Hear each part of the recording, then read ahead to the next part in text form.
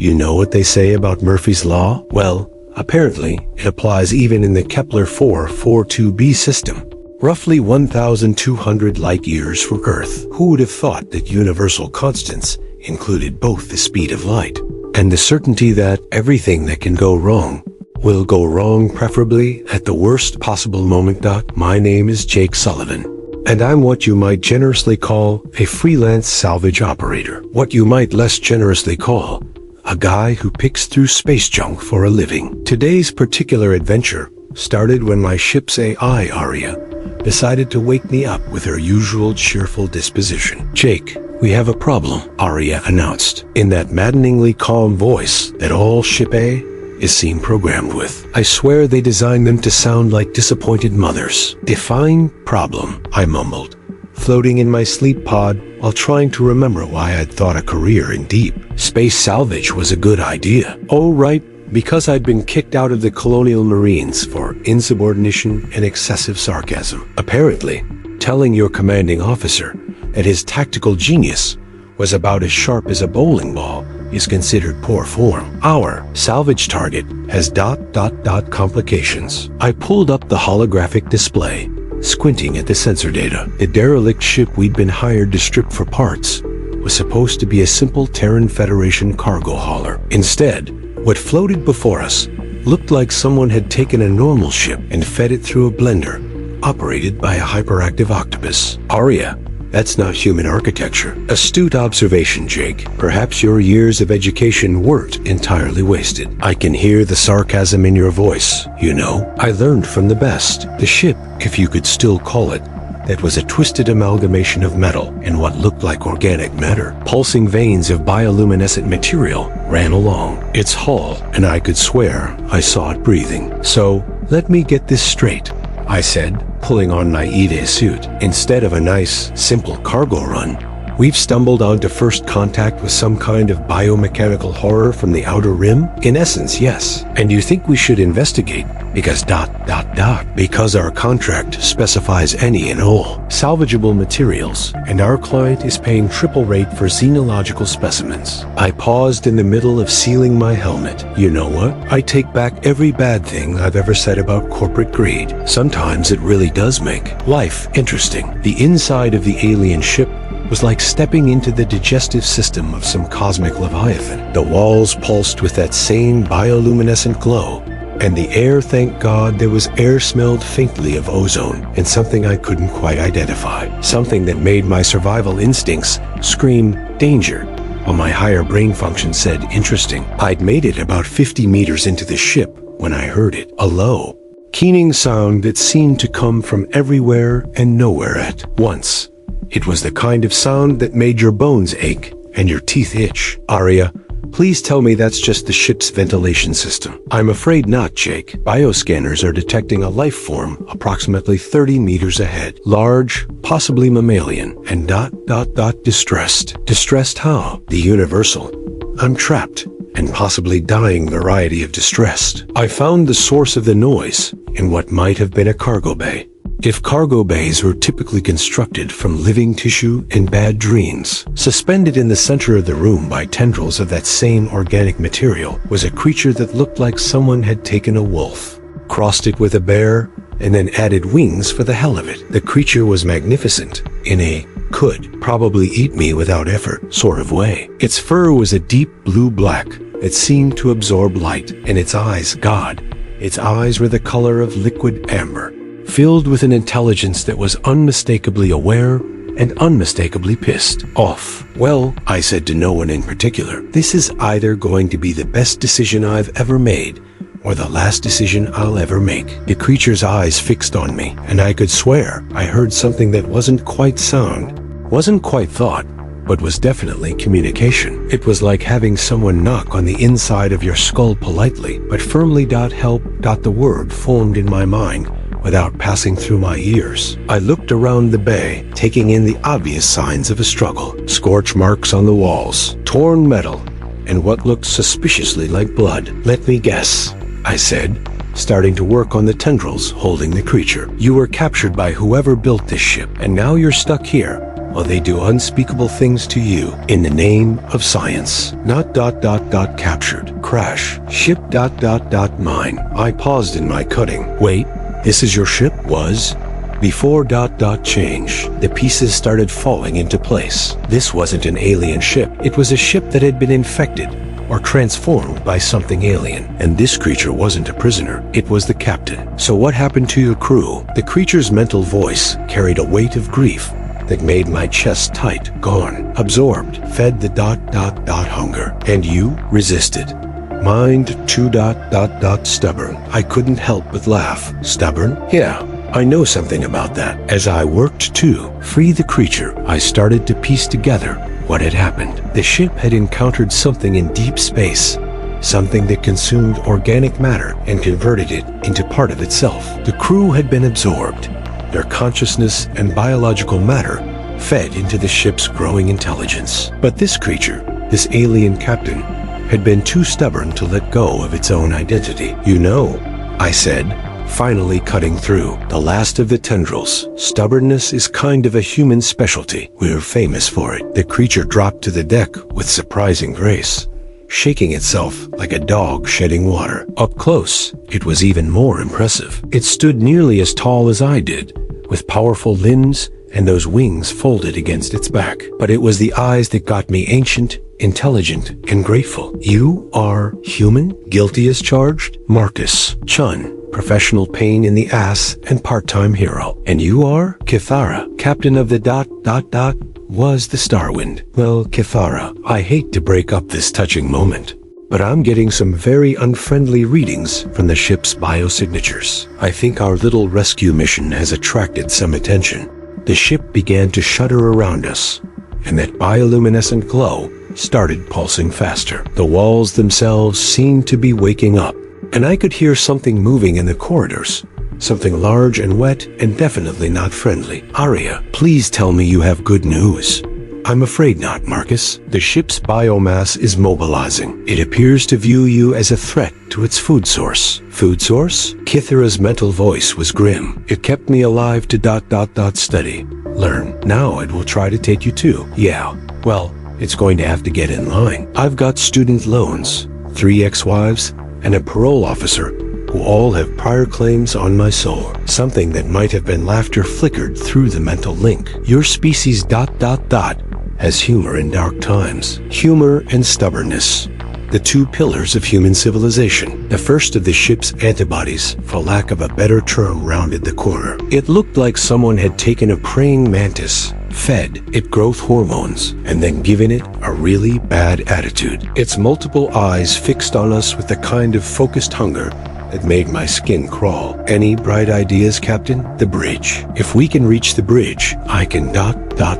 show you something. We ran, or rather, I ran while Kithara bounded alongside me, with a fluid grace that made me feel like I was moving through molasses. The ship's corridors twisted and shifted around us, trying to cut off our escape, but Kithara seemed to know exactly where to go. This is your ship, I panted as we dodged another antibody. How do you know the way? Remember, before the change, and ... you smell like hope. I smell like hope? Hard to explain. Your species ... different. Scent of ... possibility. We burst onto the bridge, and I immediately understood why Kithara had brought me here. The room was dominated by a massive biomechanical interface part computer, part living organism, and suspended in the center of it was something that made my breath catch.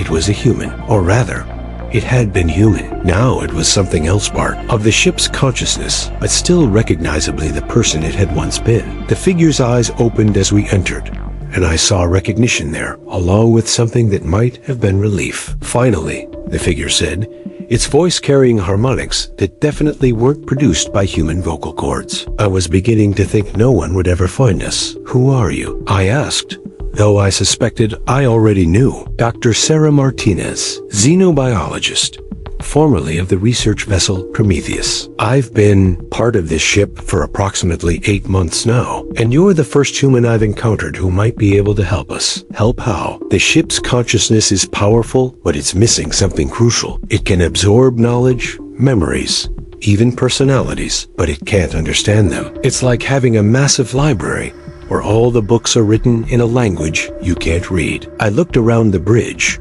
taking in the pulsing walls and the organic interfaces. So what does it want? To understand, to grow, to become something more than just a mindless consumer of biological matter. But it needs a template, a conscious mind that can bridge the gap between its alien nature and the species it's absorbed. The pieces clicked into place. It needs a translator. Exactly. And humans, it turns out, are exceptionally good at that sort of thing. We're natural bridge builders, pattern makers, storytellers. We take disparate pieces and weave them into something coherent. I felt Kithura's mental presence brush against mine, carrying a complex mix of emotions, hope, fear, and something that might have been affection. You understand now why I brought you here? Yeah, I think I do. The question is, what happens to us if I agree to help? Dr. Martinez's expression was thoughtful. That depends on you. The ship doesn't have to consume you to learn from you, but it will require permanent connection, a conscious mind that can help it process and understand the knowledge it's accumulated. And if I refuse, then it will eventually consume everything in this sector of space,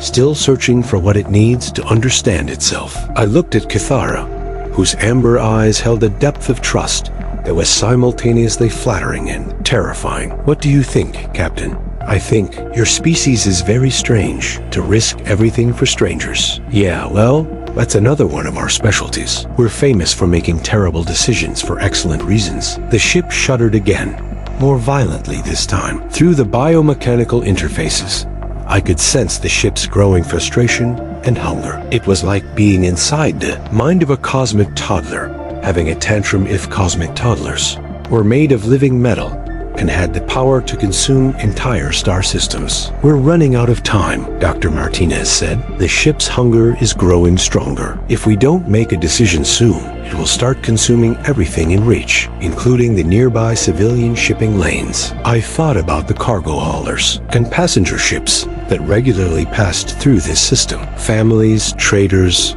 explorers, all of them potential meals for a creature that couldn't understand the difference between knowledge and food. All right, I said, moving toward the central interface. Let's do this. Kithura's mental voice was sharp with concern. Wait, there is danger.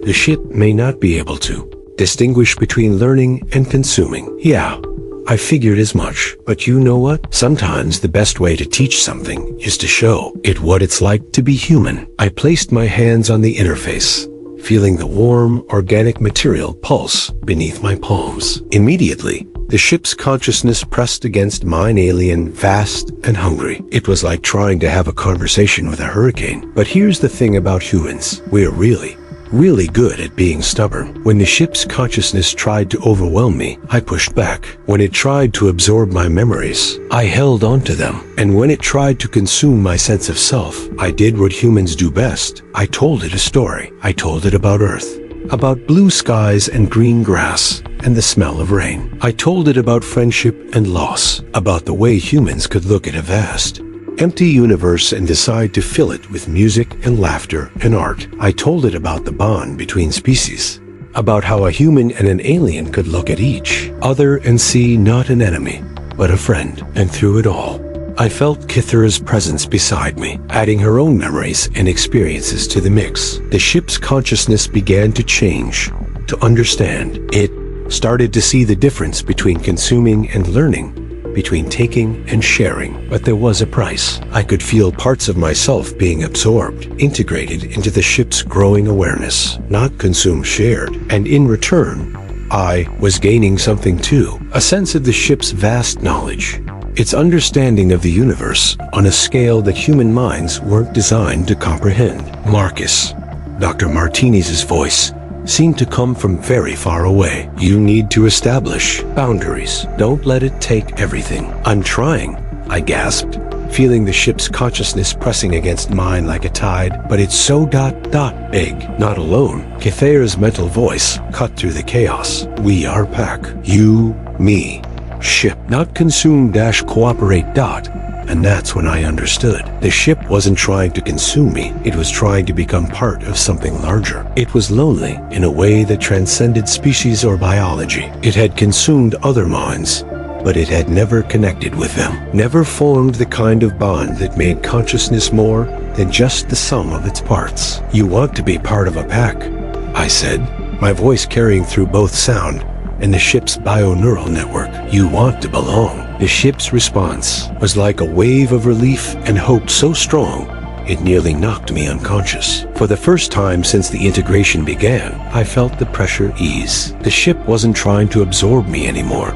It was trying to understand what it meant to be part of something greater than itself. The transformation took hours. I lost track of time as the ship's consciousness slowly learned to distinguish between cooperation and consumption. Dr. Martinez guided the process, her scientific mind helping to establish the neural pathways that would allow the ship to maintain its individual components while still sharing knowledge and experience. Kithara remained by my side throughout, her stubborn determination providing an anchor point that kept me from losing myself in the ship's vast awareness. And gradually, something new emerged, not human, not alien, but something that was both and neither. When it was over, I found myself lying on the bridge deck, feeling like I'd been hit by a truck. A very large, very alien truck with a PhD in xenobiology. "How do you feel?" Dr. Martinez asked, her voice now carrying only the faintest harmonics of the ship's consciousness. "Like I've been through a blender,"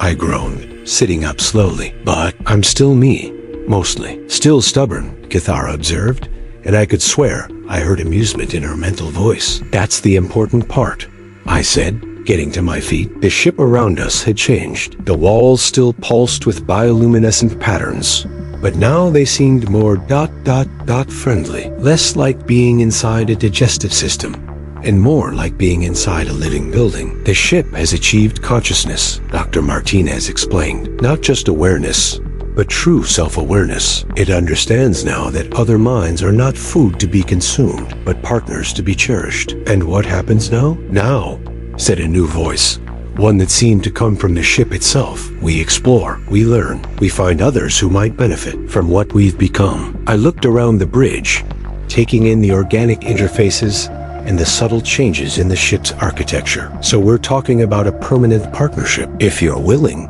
the ship said. "You've shown me what it means to be part of something larger than myself. I would like to continue learning, and I would like to see what your species calls adventure," Kithara added. I thought about my old life, the salvage runs, the loneliness, the constant struggle to make ends meet. Then I thought about this new possibility, exploring the galaxy with a living ship and an alien companion who shared. Why appreciation for sarcasm and stubbornness? "Well," I said, "I always did say I wanted to see the universe. I just never thought I'd be doing it as part of a three-way consciousness with a biomechanical ship and a talking wolf." "Not wolf, Kithara." "Right. Sorry, a talking Kithara." The ship's laughter resonated through the hull, a sound like wind chimes mixed with whale song. "I believe this is what humans call the beginning of a beautiful friendship." "Yeah," I said, settling into what had once been the captain's chair and was now something that seemed to grow from the floor to accommodate my human physiology. "Though, I should probably warn you both, I have a tendency to attract trouble." "Good." Kithara's mental voice was warm with amusement. "Life is boring without trouble." "In that case," I said, looking out at the stars through the bridge's biomechanical viewports, "let's go find some adventure. Aria, set course for anywhere interesting." "Gladly, Marcus, though I should point out that your definition of interesting has historically been synonymous with potentially lethal." "Hey, that's not fair. Sometimes it's been actually lethal." The ship's laughter followed us as we jumped to hyperspace, carrying us toward whatever adventures awaited. Three stubborn souls who had decided that the universe was big enough for all of them. And if Murphy's law was still in effect, which it probably was, at least this time, I wouldn't be facing it alone.